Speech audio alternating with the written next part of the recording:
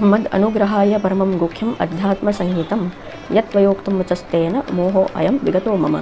तो अर्जुन के मन में जो द्वंद्व चल रहा था वो मोह के कारण था कि उसने इस शरीर को ही अस्तित्व मान लिया था।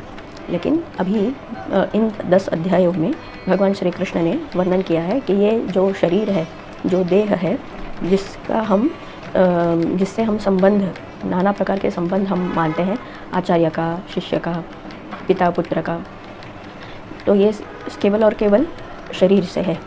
परंतु उन सभी शरीरों में आत्मस्वरूप जो तत्व है वो केवल एक ही है, वो नाना प्रकार का नहीं है।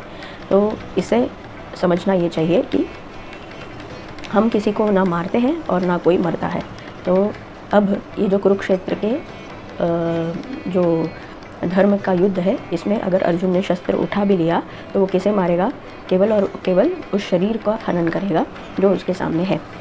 परंतु वो जो आत्मस्वरूप वहाँ पर तिष्ठ है, वह स्वयं परम ब्रह्म का एक अंश है, एक रिफ्लेक्शन है, और इसीलिए वो हमेशा अमर ही है।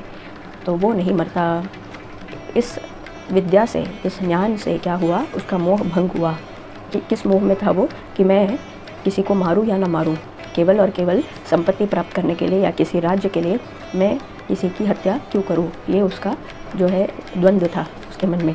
तो ये द्वंद्व अभी उससे वो मुक्त हो गया है, ये जानकर कि वो किसी को मार ही नहीं रहा है। वो शरीर तो वैसे भी मरा है, उसमें जो जीव तत्व है वो जीवात्मा है, और वो जीवात्मा सदा ही अमर है। इसीलिए मद अनुग्रहाय, अर्जुन बोल रहा है कि आपने मुझ पर अनुग्रह किया है। ऐसा कोई भी किसी को ये अध्यात्म का ज्ञान दे नहीं देता। बहुत सारे वर्ष तपस्या करने के बाद, उनकी सेवा करने के बाद कोई देता है, तो भगवान ने बहुत ही सरलतापूर्वक इसे ये ज्ञान दे दिया है और उसका मोह जो है उसे भंग कर दिया है।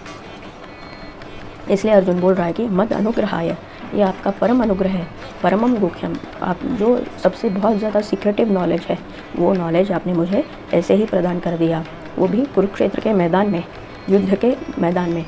ये क्या कोई सही अवसर था? ज्ञान उपदेश करने का कोई अवसर था? नहीं। फिर भी अगर श्री कृष्ण ने यहाँ पर अर्जुन को ये ज्ञान दिया है तो वो इसलिए, वो हम सभी को बताने के लिए कि कार्यरत होते हुए भी हमें ज्ञान का बोध होना आवश्यक है। तो किस प्रकार भगवान कार्यरत रहते हुए भी परिपूर्ण ज्ञान से प्रकाशित रहते हैं। तो ऐसा नहीं कि अगर मैं काम करूं तो मेरा यह ज्ञान पीछे छूट जाए, फिर कब मैं बैठूं एक जगह पर तो मुझ में ये ज्ञान आए। नहीं, वैसा नहीं है। प्रैक्टिकली जब कोई भी काम कर रहे हैं तो ये ज्ञान जो है ये हमारे हर काम को चलाने वाला होना चाहिए।